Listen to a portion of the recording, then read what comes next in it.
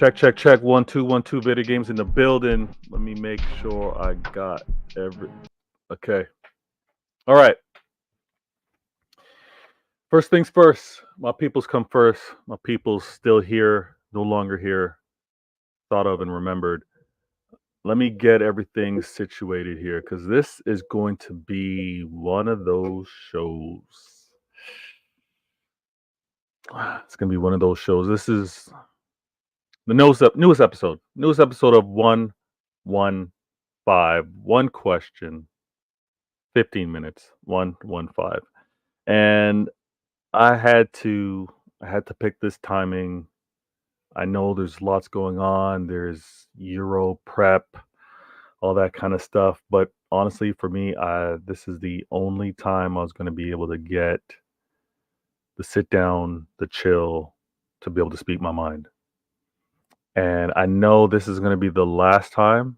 It's not even really the first, but I had to make this moment happen or work for me. So what I'm going to do, we're going to remind you, if you're new to this channel, if you're just tuning in, if you're watching live, while watching live, if you're watching on the rerun, the 115, one question, 15 minutes is my attempt at tackling some of these questions, tackling some of the things that kind of get brought up, provoked, suggested.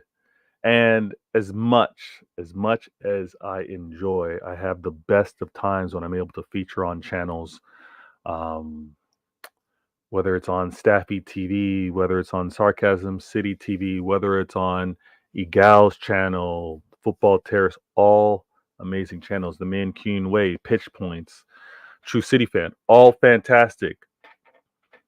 But sometimes, because of the dynamic of the show, the dynamic of the host, other members, other panel members, can't really get everything off your chest. You can't really maybe get every point across in the time that's given. That's why I got this 115. That's why I'm able to do this. And the feedback's been great. Feedback with regards to comments, the feedback with regards to DMs, much appreciated. I'm always trying to tweak it, always trying to adjust it. Today, because everyone gets their chance to vent, because everybody steers the conversation a certain way. And unfortunately, where you know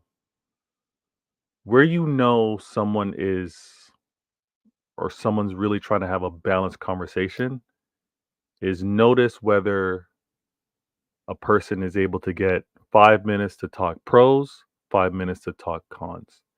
If you tune in, not any channel in particular, but if you tune in and one side has more of the speaking time, one side has more of the available face time.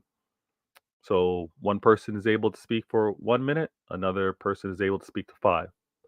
5 minutes are able to be expressed versus 1 minute, right? That will clearly show you. That will show you the unbalance, the attempt to not be biased, but in its nature, you'll see the biases, right? Plural for bias is biases. So I'm not here to school anybody. I'm not here to educate anybody, but I am. Maybe you can refine your ear a little bit, refine your eyes.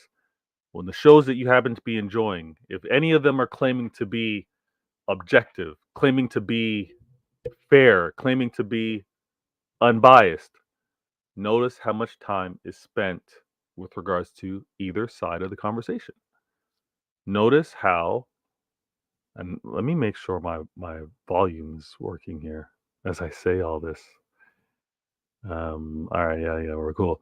Notice how any channel, any host, notice how they give time to either side of the conversation, and you'll know whether a side is balanced or not. You'll know. You'll see it. Take a second, step back, ask the question. Notice what gets the airtime,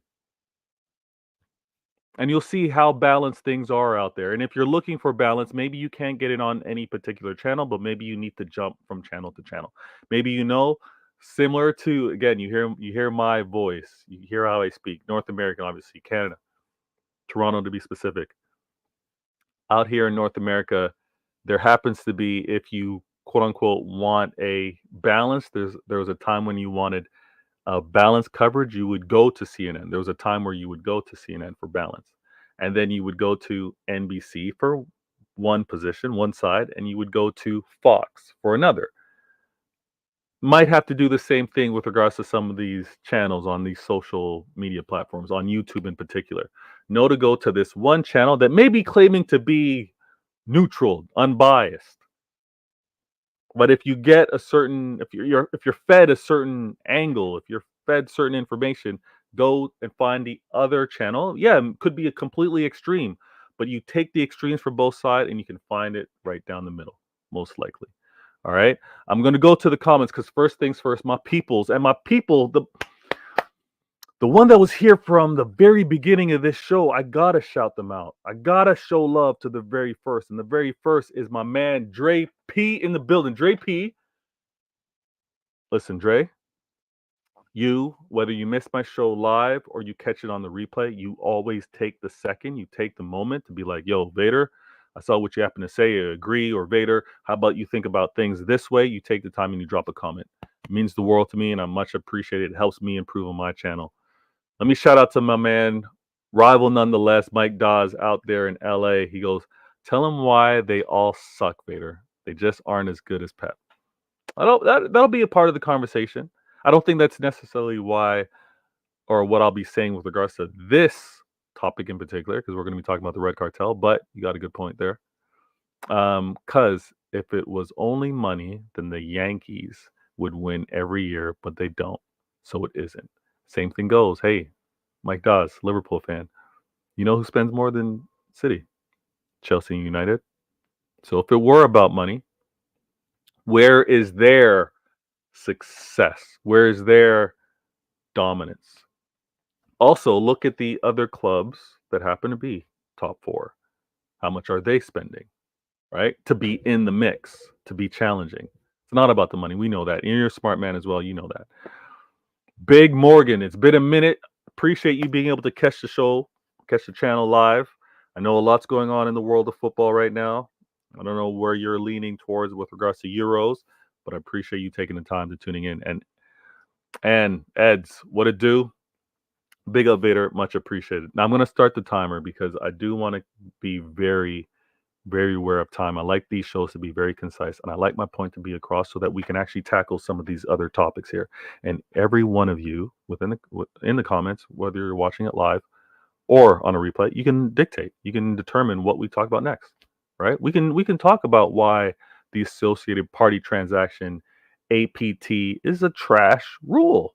We can talk about that. And you know what? We might hint a little bit about that on this show and this one topic. And we can also talk about FSG. We can talk about Glazers. We can talk about the Cronkies. We can talk about Bowley. We can talk about a lot of things. We can talk about how maybe unaware, we can talk about how many American owners are actually in the world of football.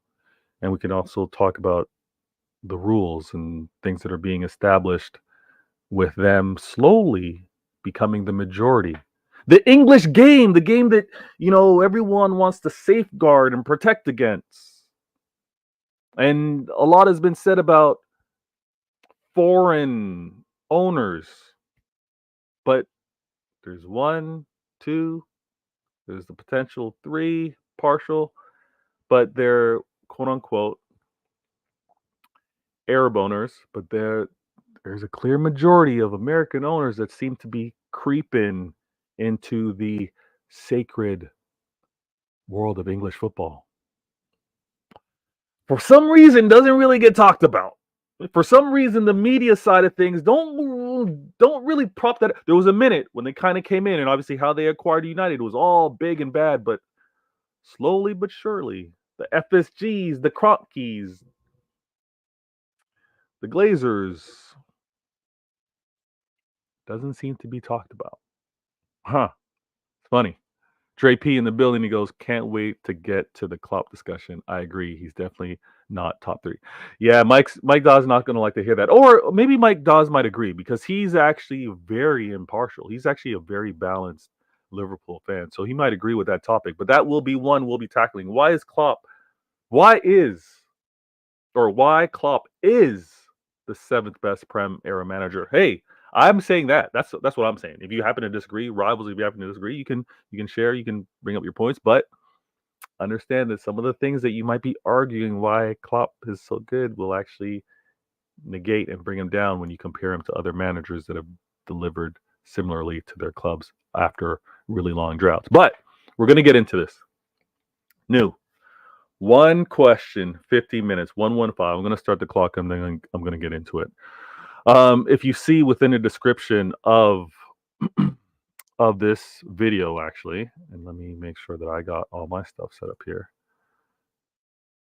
All right. So I just wanted to make sure that's all set up. Now, let's start the clock. I got to go here. I got to go here. And you know what? Let me make this nice and clean as well. Put this over here. Shout out to my man. Staffy TV goes, it's June and we still talking about Klopp.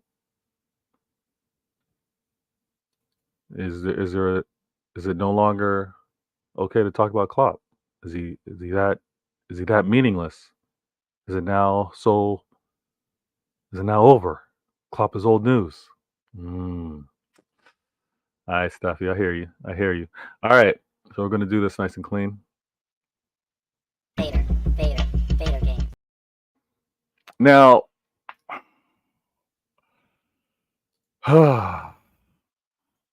here we go. Staffy says the man's irrelevant. All right. I mean, I trust Staffy with his knowledge of irrelevant managers. I trust Staffy on that one. But let's get into it. Let's start the clock. The Red Cartel. This phrase should not be new to anyone, right? And if it is new, I'll take a second and explain it. The Red Cartel, it really encompasses really a grouping of Manchester United, Liverpool, and Arsenal. Obviously, red clubs, red in branding, the Red Cartel. If you saw on the thumbnail, I had a very interesting display, and let me see if I can bring that up here. I had a very interesting display. It's right there on the screen. I'm currently off camera, but you can see, funny enough, a dinner of obviously owners. And there's nothing to be said where owners need to dislike each other and not want to partake in a dinner. But look at those names. And things have changed since, right? Executive owners have changed. But you see what that's all about. The Red Cartel. That's why the Red Cartel. Comfortably sitting at dinner, scheming, planning. And when you have those three established clubs and they want to tell you about all of their history and them being the ones that made the Prem, let's also recognize, let's also not be dumb, or let's not be silly to say that there weren't other clubs once great as well. There weren't other clubs that weren't prominent, right? Obviously, before the Premier League, there were clubs that had their success, and they're no longer here. It's a cycle. It's phases, right? Rome, the empire, the Roman Empire was once a thing, and I remember joking on Staffy TV, and shout out to those guys when I talked about empires that have faded and crumbled, right? United, Arsenal, and Liverpool are trying to hold on to their empire that they've had, and the Red Cartel are scared once again.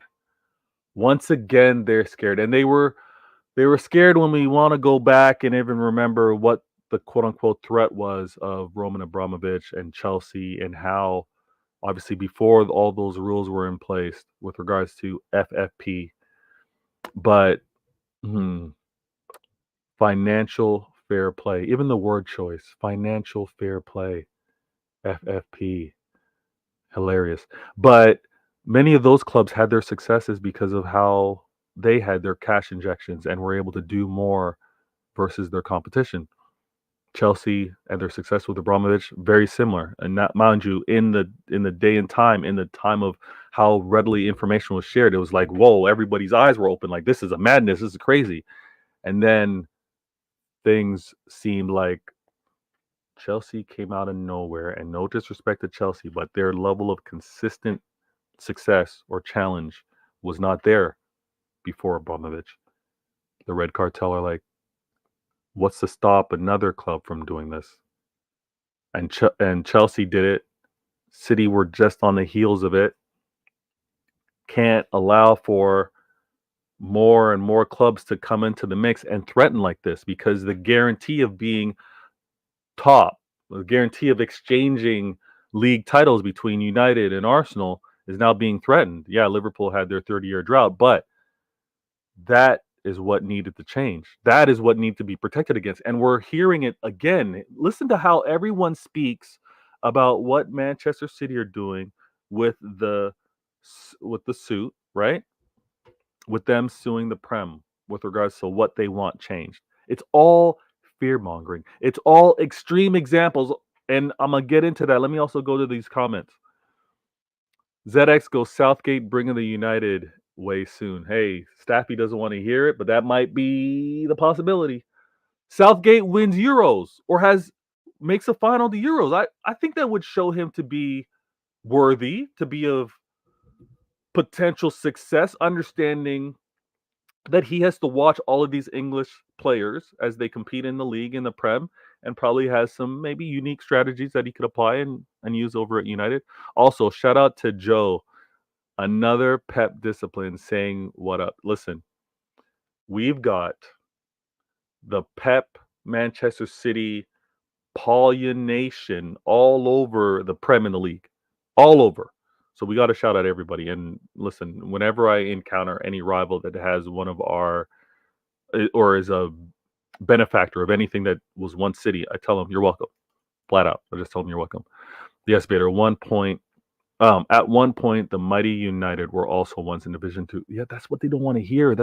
They want to act like they've always been at this level. But let's continue on. Dre P got an excellent point. 1992 inaugural EPL, Manchester City finished above the mighty Arsenal. Yeah, I think the inaugural City. I think we finished. Was it ninth? I think we might have finished ninth. But yeah, it's a mad one. It's a mad one. Big Morgan, Arsenal super daddy was Daddy Feisman. Feischman. Um, the cash injection is consistent no matter where you look in English football history. No matter where you look, cash injection, spending more than the rest. And if you look at it, City haven't been spending more than the rest, United. But we obviously have to spend to compete. And then when you spend to compete, you then also have to make very good decisions to remain successful. So we're going to get into this. I love the knowledge that's in the chat. And this is why, much respect to those that do tune in and do take the time to comment. I don't got kids in my channel. No disrespect to the kids that are watching, but I don't got kids spamming in the channel, right? Go onto some of these channels, and when I'll already know the level of maturity when I see spammed 115 in there. I already know the level of maturity when I hear empty had. Like, these are all kiddish things to do. Got to grow past it. Let's have the conversation. Let's not get bogged down with some of the lazy, tired banter now. Man United had Luis Edwards and John Henry Davies as sugar daddies. True. And Liverpool had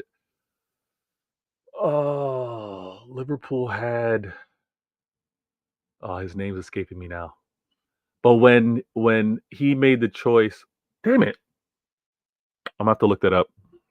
But when these owners made the choice to spend, they had the success. Now, let me talk about what's being exaggerated here. And let's just be consistent We have to be consistent. So City are suing the Prem for legal damages because obviously they are claiming that the rules with regards to APT, associated party transactions, this rule has prevented them from having sponsorship that they believe was quote unquote in good faith, in good value, right? So while arguing that they're also arguing that the league's democratic system, the system of requiring at least 14 clubs or 2/3 of those who vote, to implement rule changes. I get why they want to look at how that is determined, whether that percentage makes sense, whether it should be 2/3, whether it should be 14 clubs, right? Because also the nature of the rule that's in place, if it's not going to benefit the 20 that are in that league, right? Whether it's teams that are coming up from promotion, if it's not going to benefit the 20, you can see how the ones that are already established, right? Because arguably 14 of the clubs really don't have to worry about what that rule may mean for next season and season after, for that may be difficult for a promoted team, right? That may be difficult for a team that does acquire new owners. I think they're looking to challenge on that 14 number. They're looking to challenge on the 2/3, right? And it's not abolishing this. This is another thing with regards to these scared red cartel fans or content creators. It's not destroying the rule. The same way when they were looking at the VAR rule, the one thing that was wrong was Wolves wanted to get it out, get rid of VAR. That's the wrong play. That's not what the conversation is. That's not what this suit is with regards to Manchester City.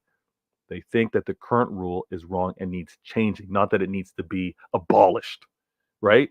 So we need to stop listening to what they're trying to say about all this fear stuff, this scared stuff. Everything you want to hear, everything that's being said that I'm hearing is, oh, Manchester City want to get rid of these rules so they can run havoc. They want to just have no rules in place and can do whatever they want. Come on. Come on. That is so lazy. And honestly, it's often let me just put this channel on mute. I want to continue. I'll support the channel because I'll give them views. I'll put it on mute for a second because I know this point is actually ridiculous. It's actually it takes a lot for me to actually tune off to the channel because I do want to support who I tune into. I do like them. I do want to support their channels, but sometimes it's absolutely ridiculous. And with regards to Manchester City and this, 14 clubs or 2/3 who vote, with regards to the rule changes, it does look, and like I mentioned, it does look to give the majority an unacceptable level of control because again, 14 established, you got the bottom 3 that are just promoted up, and then you got a few that were also just struggling or just avoided relegation. You can see how maybe that rule does need to change. And again, when it comes down to another accusation from Manchester City that that rival clubs, like accusing rival clubs of discrimination against golf ownership. Again, I'm not even going down the route on how that stuff's going to be proven, but I do want to talk about how when a rule gets injected shortly after Saudi owners take Newcastle, you can understand why the perception, and I think there's also communication. Let's be careful. I think there's communication out there, whether it's exchanges of emails. I know everybody likes leaked emails, but communication on why that needed to stop or why they need to prevent what's happening with new ownership versus a rule that's really in the good intention of the league itself and of clubs. So all that's out there. I find it absolutely hilarious because I know fear sells. We know fear sells. We're all grown. We know negativity gravitates and gets engagement, gets interactions. Fear does the same thing, right? Bad news gets spread a lot more than good news. So the rivals, they're using exaggerated examples. You want to hear it? Sorry, and I'm gonna get to the comments. Apologies, I'm gonna get to the comments. You want to hear an example I heard? So let's say right now, Manchester City are getting 40,000 in shirt sponsors. United's getting 50,000 in shirt sponsors. Liverpool are getting 55,000 in shirt sponsors. Um,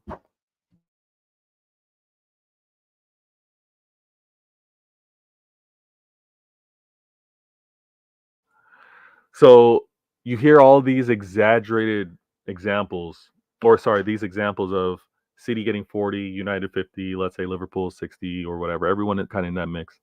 And when this rule, because they're all telling you that City want to get rid of this rule, they want it demolished, whereas City want, however it's being evaluated, this fair market value, and this company or quote unquote separate company, separate extension of the league that's determining this, they're saying this needs adjustment. This needs changing. It's not accurate. It's not right. But it's not going from this rule to being in place to then have Manchester City getting 200 million in shirt sponsors. When, please? And I know we all consume a lot of content. Some of it's funny, some of it's informative, and some of it is just plain silly. The exaggeration of Manchester City going from relatively similar sponsorships with regards to the competition to then it being double, triple, quadruple. Let's stop with this. Let's stop with the exaggeration. Let's stop with the fear mongering. Let's stop with the I'm scared that my ability to compete is going to the crapper. The reason why the fear is so strong from the red cartel is because, and it's actually hilarious when rivals speak on this, and I'm gonna get to the comments. Apologies. When rivals speak on this, because rivals in one breath will go, "My American owners don't care about winning; they care about profits. My owners care about dividends. My owners aren't aggressive enough to spend what the club makes to win." You've heard this out of rivals' lips. You've heard this from Liverpool fans that know of the revenue generated by their club. Know what they're already getting, or what they're already getting, and seeing that their owners still don't spend what the club is making, but they then want to hamper, they then want to hold back what other clubs may be getting from their sponsorships and how they choose to spend. The fear is because they already realize that their club, their owners, aren't spending to win, and another club that are going to be choosing to spend what they make is going to have them further behind. It's not an exaggeration to say that there could be Manchester City getting sponsorship, quote unquote, associated sponsorship within their region of the world to want to invest 5 or 10 or even possibly 15 million more than what another company may want to do. You know why? And this is what I want to point out before I go. This is going to be a short show. You know why? It's because of the value of what they will have, whether it's perception, whether it's awareness, and whether it's just the affinity to the brand, whether it's just the recognition of said company with winning of Manchester City. I'll maybe pay more for that. I'll maybe also pay more for that because I don't have access to that region like another company. Up Abu Dhabi, and with regards to Manchester City, and everybody wants to continue to say state-owned. It's not state-owned. It's an investment group. All right? It's an investment group, but everybody wants to then try to make things a lot more difficult or complicated than they need to be. If Manchester City most watched club game was a Manchester City game in the US consistently, okay? If you're a company that wants to get your brand seen by more Americans, more North Americans, you may choose to pay more, quote unquote, more than market value for that access. You may choose to say, you know what? I can't even get a sniff in that market. They don't know me well enough out there. Oh, most are bidding 10 million. I need to get in. I'm gonna go 15. Let me also use this example. Let me go to the comments before I go to the examples. Let me do that. Apologies. Big Morgan goes, Fiesman diamond dealer invested 100 odd million. Facts. Go back and do your Googles. Liverpool had Littlewood pools. Go back and do your Googles. It's all out there. And all this more righteous than thou. It's absolutely annoying.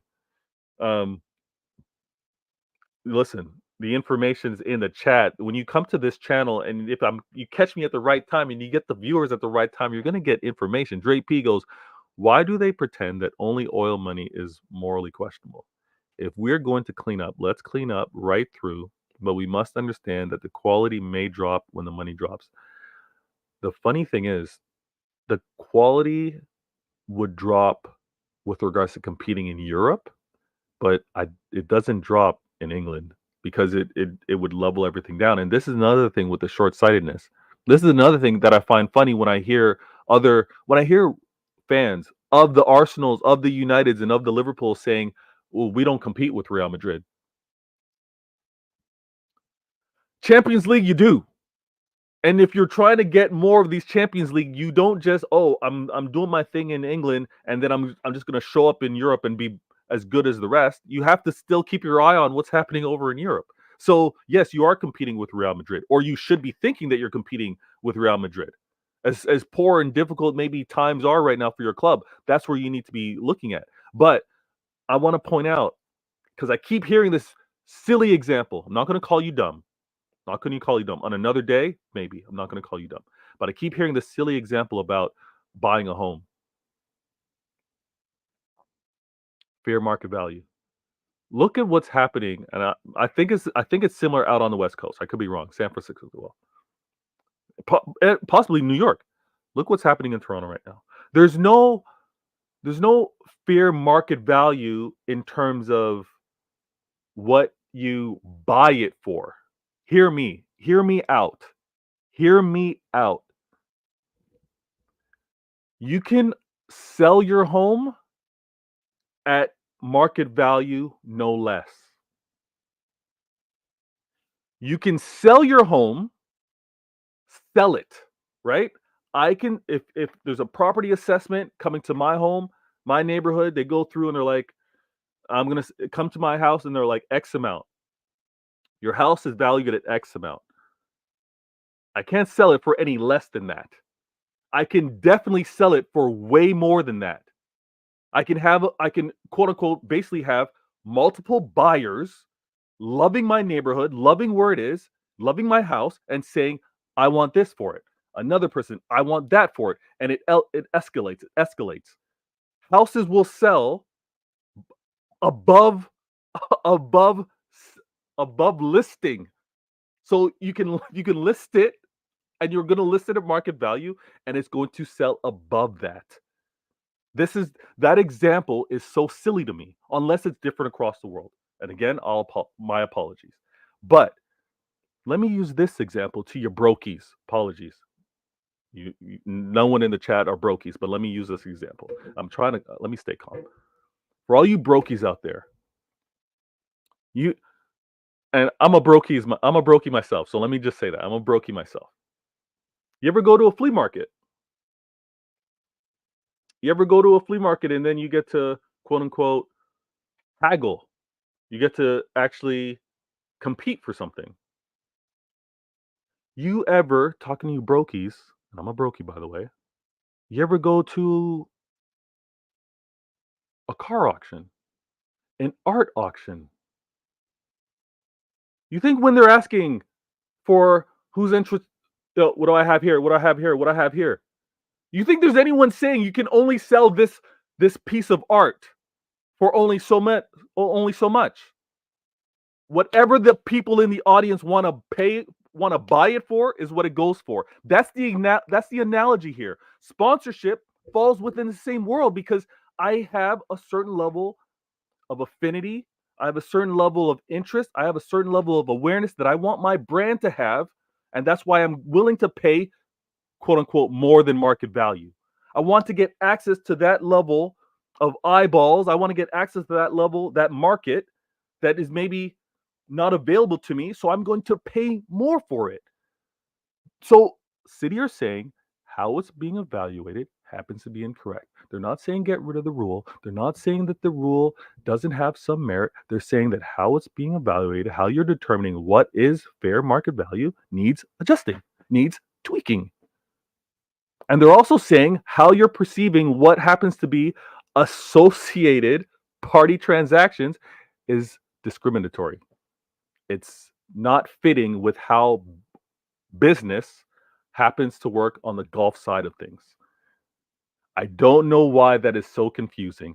And I also know that because there is such a, I'm not going to say complicated, but just because the manner of the economic system over in North America with parent companies and sister companies and shell companies and stocks, who is to say those things aren't all associated as well?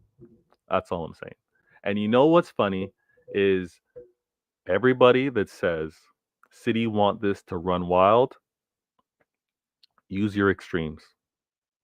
City are also pointing this out that other clubs like in Newcastle can't even spend what they should be spending with interest coming out of the Saudi area that want to be with a club that are on the promise, a club that got into Champions League and what that would have meant for a brand to be able to be associated with a team on the come up. It's almost priceless at times. It's almost worth the added expense. Shout out to my gal Rose. Rose, what it do? Thanks for tuning in live. This was a 115, and I'm glad you were able to check it. She goes, "That's an amazing picture you are painting on the situation, Vader. Haters better take note. They're gonna hear it and ignore it. It's what the haters do. It's actually hilarious. They're gonna use whatever examples they want. They're gonna not even take in account that sometimes we may not even have that perception or understanding, but you we could both see an antique car and one decide, you know what, that's not even worth $5,000. And I'd be like, whoa, do you know that that's a 1969 Mustang? Not quite in the best condition. I'm gonna pay 50,000 for that thing and restore it because I know how much I want that. I know how I want to display it. I know how rare they are. What I'm gonna stop because I already way over time with my 115. I want to just point out a couple things. The Red Cartel are going to continue to be scared. They're going to continue to use exaggerated examples. They're going to continue to feel threatened because they believe that the spending is going to be rampant. But they also know that the spending was not what got Manchester City here consistently, because if it was about spending, United would be here. But they know that with the spending, the football expertise that's been at the club, that it's not looking good if Manchester City are able to actually have more of sponsorship opportunities because of the level of success. They want to stifle it. They want to stop it from that area of the world that may show a lot more interest in it. I heard an example of Liverpool's games being at the early game kickoff because of all of the interest and attention that they have over in Asia. So if more Asian companies wanted to sponsor Liverpool, that'd be no problem, right? So you're able to determine that because of data, because of demographics, because of who's tuning in. Now, what is to say that that same analytics does not show a spike or high interest of people in the Gulf interested in Newcastle games? Okay, you're not tweaking when those games are being played, but there's obviously more interest on why you want to get the club associated with other brands in that area. I'm Vader Games. I'm gonna shut things down. Much appreciated. And I will look to do another show over the weekend, possibly tomorrow. All right. I'm gonna cut this short. I gotta take care of my little guy. But this is the newest episode of 115. Yes, play on words, 115, and that's gonna get resolved pretty quickly. But I'm gonna talk. I'm gonna continue to talk on this whole suit. I'm gonna continue to talk about why the Red Cartel are scared, the fear, and why they got it wrong with regards to APT, why they have it wrong with regards to the discrimination that's being pointed out, and why they also have it wrong with regards to the voting. All right, because I think I myself, shout out to LB, shout out to Nobbin, shout out to Mancunian Way, shout out to Pitch Points, shout out to True City Fan, shout out to Don Smoke, shout out to Professor, shout out to everyone that's actually having the conversation.